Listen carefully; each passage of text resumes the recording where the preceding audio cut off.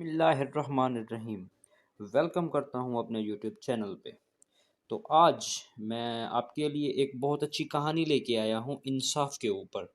انصاف کے اوپر میں بہت ہی اچھی آپ کے پاس آپ کے سامنے کہانی لے کے آیا ہوں، ٹھیک ہے، جو کہ ہمارے نبی پاک صلی اللہ علیہ وآلہ وسلم کے دور میں ہوا کرتی تھی، انصاف کی کہانی۔ تو میرے معزز خواتین و حضرات، شروع کرتے ہیں ویڈیو کو۔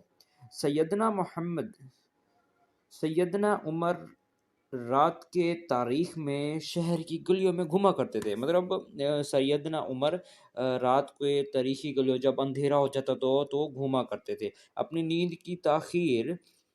نیند کو خیر باد کہہ کر سونے والوں کی نگرانی کے لیے بےتاب ہوتے تھے۔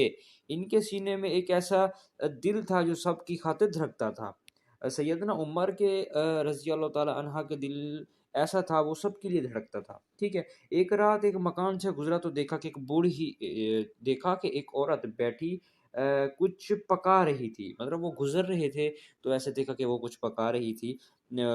اس کے نزدیک ہی کئی بچے رو رہے تھے۔ وہ مطلب کچھ پکا رہی تھی بٹ اس کے قریب کچھ بچے رو رہے تھے۔ آپ رک گئے، معلوم کیا تو پتہ چلا کہ بچے کئی وقتوں سے بھوکے ہیں، کیونکہ اس ٹائم بہت ہوا کرتی تھی، بھوک ہوا کرتی تھی، لوگوں کے اتنے کام نہیں ہوا کرتے تھے تو پریشان ہوا کرتے تھے۔ تو وہ بچے بہت بھوکے تھے، یہ جان کر بہت زیادہ پریشان ہو گئے۔ اس وقت واپس جا کر بیت المال سے کھانے پینے کا سامان لائے۔ خادم نے بہت کیا، ٹھیک ہے نا، آقا سے پوچھا مگر اٹھانے دیجئے، لیکن سیدنا عمر نے فرمایا قیامت میں میرا بوجھ تم نہیں اٹھاؤ گے، کیونکہ ان کے سامان پہنچایا اور پھر چولہے بھی پھونکا تاکہ بچوں کے لیے کچھ جلدی سے جلدی تیار ہو سکے۔ یوں اپنے فرض سے سب گوش ہو گئے۔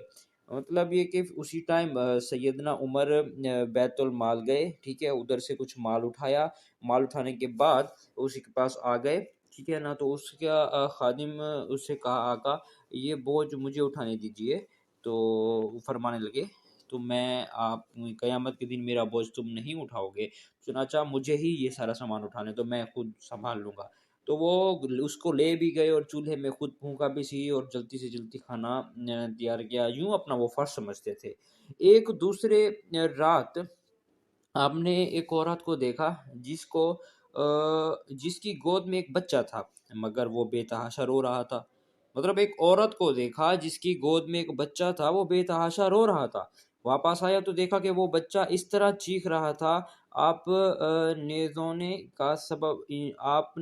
کا سبب پوچھا تو عورت نے کہا تمہیں حقیقت معلوم نہیں، ویسے ہی مجھے کہہ رہے ہو کہ بچے کو کیوں چپ کرایا نہیں کراتی۔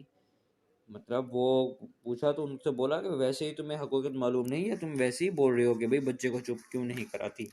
اصل میں عمر کے حکم دیا کہ دودھ چھوڑنے سے پہلے اپنے بچوں کو وظیفہ نہ دیا جائے، ٹھیک ہے نا۔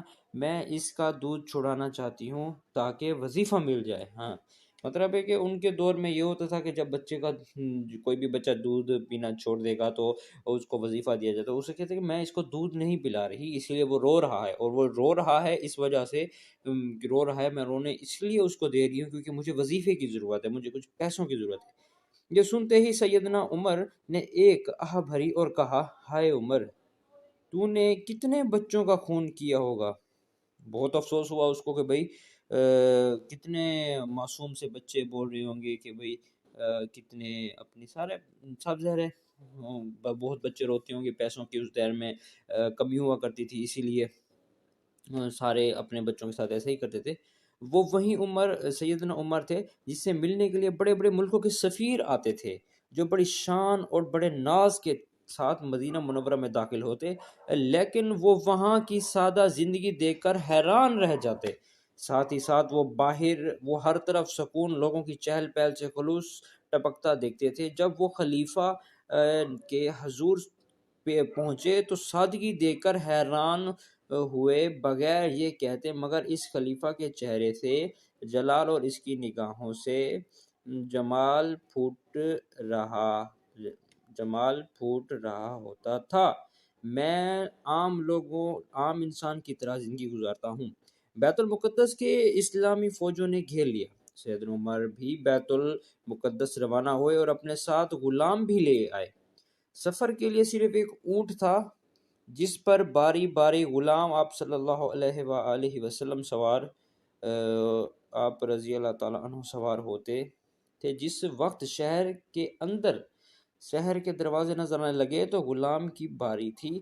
سیدنا ابو عبیدہ، خالد بن ولید اور دوسرے مسلمان اکابر استقبال کے لیے آئے ہوئے تھے۔